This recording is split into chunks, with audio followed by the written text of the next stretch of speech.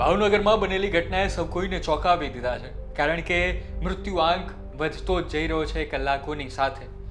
અત્યારે મૃત્યુઆંક આવી રહ્યો છે કે 4 લોકોએ પોતાનો જીવ ગુમાવી દીધો છે આ નકલી, આ બનાવટી, આ ઝેરી, આ ડુપ્લિકેટ દારૂ પીધા બાદ. અને પછી સૌથી મોટો સવાલ એ જ થાય કે પીનારાઓ ખબર છે, પણ બનાવનારું કોણ છે, વેચનારું કોણ છે?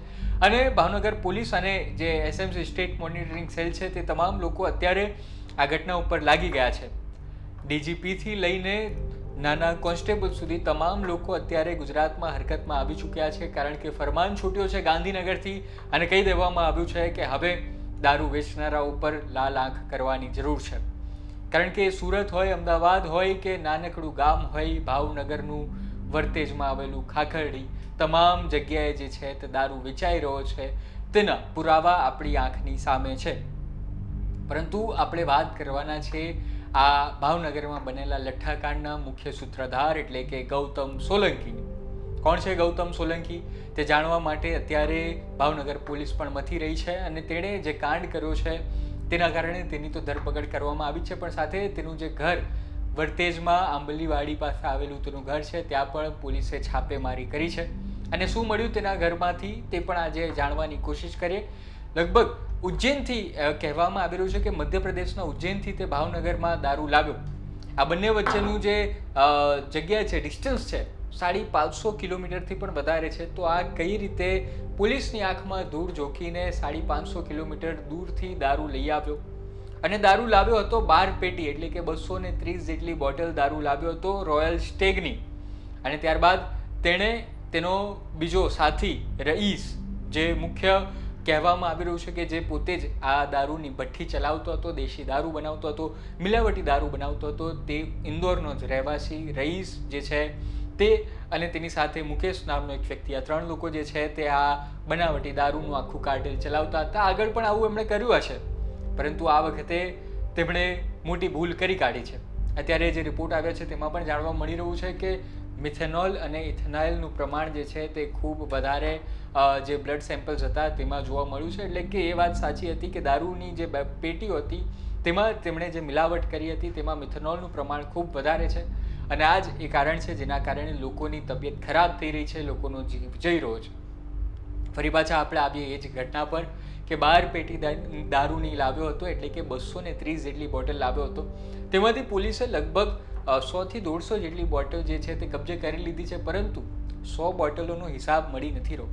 અને અત્યારે ભાવનગરના આ જે વર્તેજ વિસ્તાર છે તેના એટલે કે ઘોઘા બંદર પાસેનો આ વિસ્તાર, ત્યાં લગભગ 20 ગામોમાં આ દારૂની બોટલની અસરો દેખાઈ રહી છે. અને સાથે કહેવામાં આવી રહ્યું છે કે અમદાવાદના ગ્રામ્ય વિસ્તારમાં એટલે કે ધોલેરામાં અને તેની સાથે સાથે સુરતમાં પણ આ જ નકલી રોયલ સ્ટેગ દારૂ જે છે તે પીવામાં આવ્યો હોય તેવી સંભાવનાઓ જોવા મળી રહી છે.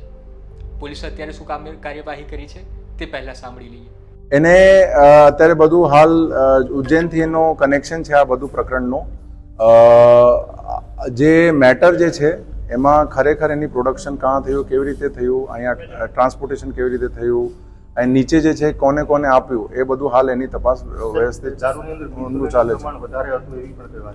એમાં જે છે અત્યારે બધું એની FSL પ્રોસેસ ચાલે છે અને પછી જે છે એમાં જે પણ એની કેમિકલ કમ્પોઝિશન હશે અને એના આધારે લીગલ કાર્યવાહી કરવામાં આવશે. સાહેબ, 30 થી વધુ પેટીનું કટિંગ છે તે વર્તેજ પોલીસ સ્ટેશન નીચે એક ગામમાં કરવામાં આવ્યું છે, તે વાત સાચી છે સાહેબ?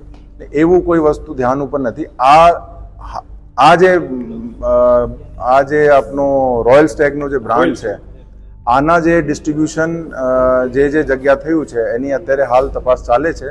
ખરેખર કેટલા ટોટલ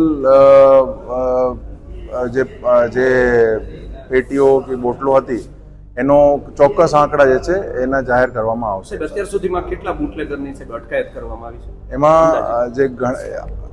એમાં જે છે ગૌતમ સોલંકીને અત્યારે પૂછપરછ ચાલે છે. એના સાથે સાથે બીજા પણ બુટલેગરની અત્યારે પૂછપરછ ચાલે છે.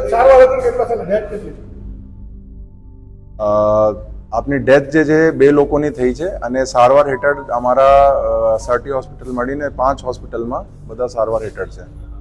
Okay sir. આની સાથે પોલીસ એ પણ કહી રહી છે તમામ લોકોને જેમણે 16 અને 17મી તારીખ સુધીમાં આ દારૂનું સેવન કર્યું હોય તે તમામ લોકોએ સારવાર લેવી, તપાસ કરાવવી ખૂબ જરૂરી છે. અત્યારે પોલીસ કાર્યવાહી કરી રહી છે.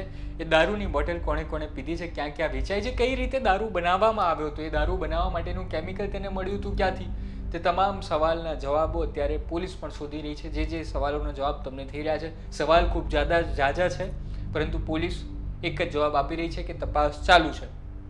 તપાસનું તરકટ ક્યાં સુધી ચાલે છે તે પણ જણાવીશું અને તપાસમાં શું ખુલે છે તે પણ જણાવીશું આ જ યુટ્યુબ ચેનલ ગુજરાત તક પર.